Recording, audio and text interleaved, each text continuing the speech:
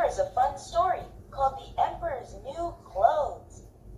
There once was a young emperor who was famous for wearing beautiful clothes. He wore them to show the villagers in the kingdom how mighty, rich, and powerful he looked. One day, two strange tailors came to the emperor's castle. The first tailor complimented the emperor.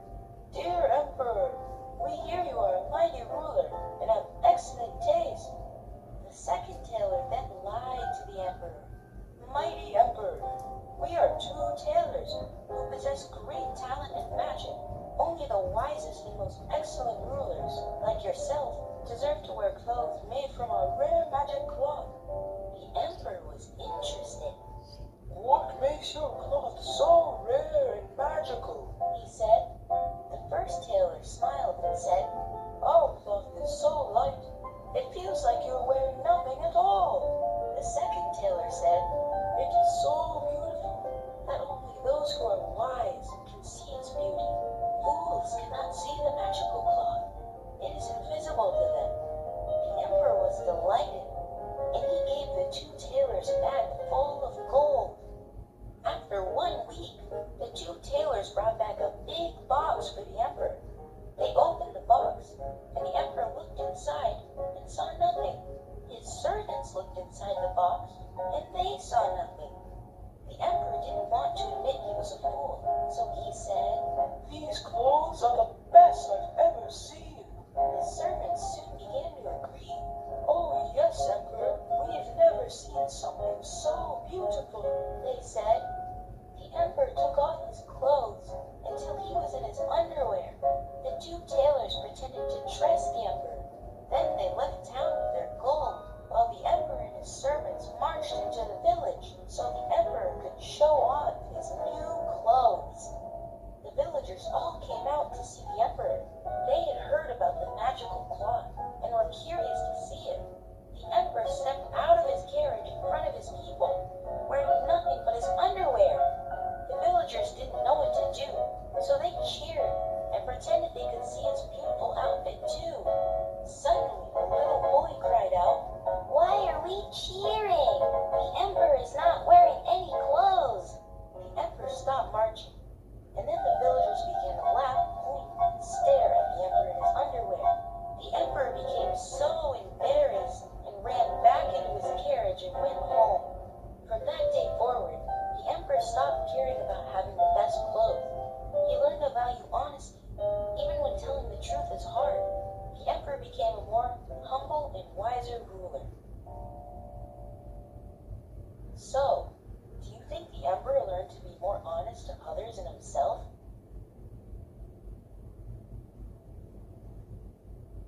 Let's listen to a magical story about a princess and an unexpected encounter with the frog prince. One day, a young princess was playing by a pond with her favorite golden ball. As she was playing, the golden ball rolled and sank into the bottom of the pond, and she began to cry. Suddenly, she heard a croaky voice. "Beautiful princess, why are you so sad?" She looked up and saw a big slimy green frog talking to her. "I've dropped my golden ball into the pond, and I've lost it forever," she wailed. The frog said, "I can swim to the bottom of the pond and bring it back to you, but you must make me a promise to take me home with you, take care of me, and love me forever." The princess agreed. "Yes, I promise." So the frog swam to the bottom of the pond and came back up with her golden ball. The princess took the ball from the frog and ran away. "Goodbye, slimy frog," she said without looking back. That night in the castle, a loud banging was heard on the castle door. The king opened the door to find the slimy green frog in front of him.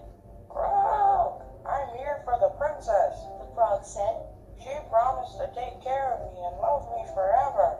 "Is this true?" the king asked the princess. I did promise I would take care of him and love him.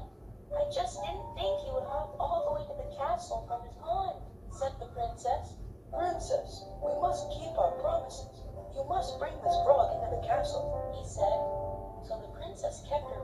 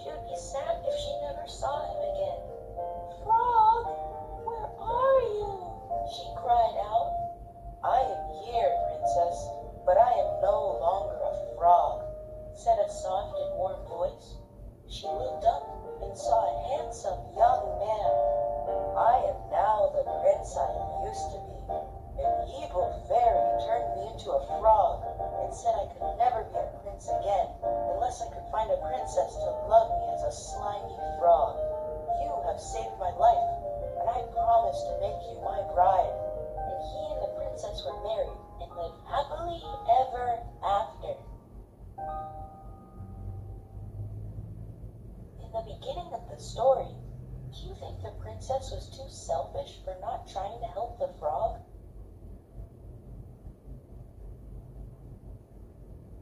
Have you heard the story of King Midas, the king who could turn anything into gold? A long time ago, there lived a king named Midas. King Midas worked very hard to make sure his land sold the best food, the best jewels, and the best clothes, so his kingdom could be rich.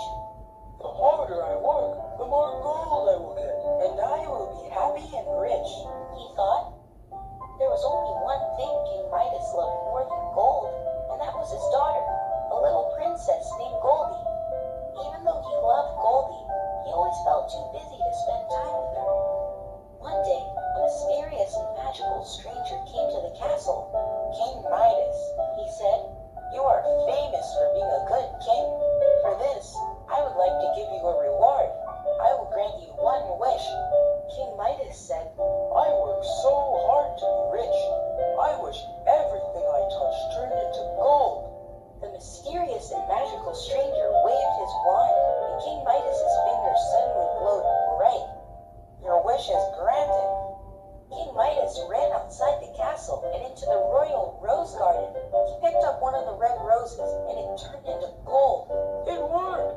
This is great, He said, and he turned all the flowers and trees into a garden of pure gold. Afterwards, King Midas got hungry, and he sat down for a delicious meal. He picked up a fluffy piece of bread and bit into it, causing his teeth to almost crack. Oh dear, my bread is turned to gold. King Midas gave up trying to eat and decided to take a nap. As soon as he got into his soft, warm bed, it became very cold and hard. Oh my, a golden bed is not comfortable at all, He cried. Suddenly, Princess Goldie ran into his bedroom crying, Papa, my favorite red roses have been turned to gold. They don't smell sweet anymore. Before he could think, King Midas reached out for her hand. Instantly, his daughter stopped crying and was turned into a little golden statue. Oh, what have I done? King Midas cried out. All of a sudden, the mysterious and magical stranger appeared in front of the king. King Midas, do you regret your wish? Yes, The king said. please make everything back to the way it was.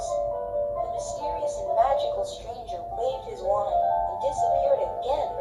Suddenly, Princess Goldie was no longer a statue. She hugged her father and asked, Papa, are you okay? King Midas smiled and said, I am happy now. Gold means nothing to me anymore if I can't enjoy life and my family. I already have the most precious thing in the world, and that is a daughter like you. Did you like that story? Do you think King Midas understands why his family is worth more than gold?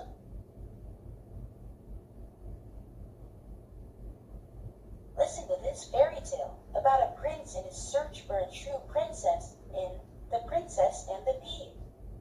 Once upon a time, in a land far away, there was a handsome young prince who lived in a big, glorious castle with his father and mother, the king and queen. The prince longed to find a true princess to marry, with whom he could share all his riches and the wonderful things his kingdom had to offer, but he could not find one. The kingdom had heard about the prince's search, so all the fair maidens in the land claimed to be a princess. He scoured the kingdom, meeting every one of these so-called princesses.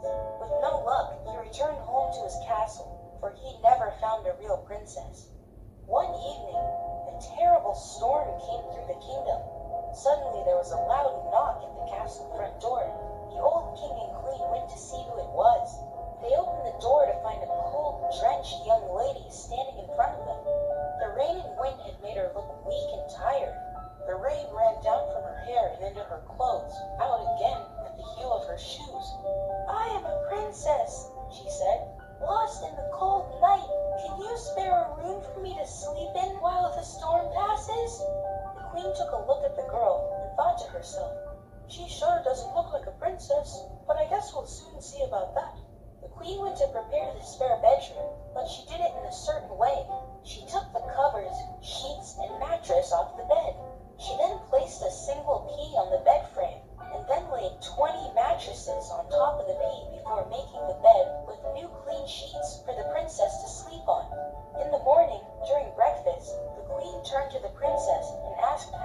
slept. Oh, not well at all, said the princess.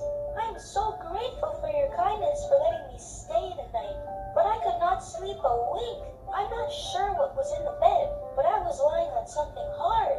Now I am hurting all over. My, said the queen. When you arrived last night, I could not believe you were a real princess, but I was wrong. The queen then turned to the prince and said, I believe we have found your true princess, for no one, except for a real princess, could be as delicate to feel a single pea right through 20 mattresses and bed sheets. You must wed her immediately. The prince asked the princess for her hand in marriage, and she happily agreed. The prince was overjoyed to find his true princess, and they both lived happily ever after. Do you think the queen was wrong to judge the princess when they first met?